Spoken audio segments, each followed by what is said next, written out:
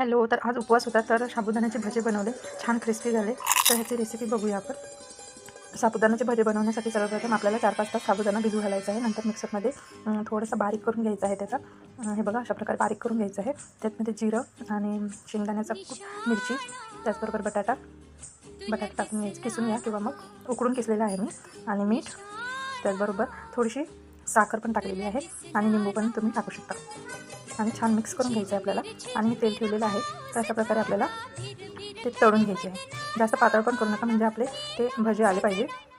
तर अशा प्रकारे आपल्याला छान क्रिस्पी होईपर्यंत तळून घ्यायचे आहे. जास्त स्लो पण ठेवू नका आणि जास्त हाय पण ठेवू नका, मीडियम ठेवा, म्हणजे आपले भजे छान क्रिस्पी होईल.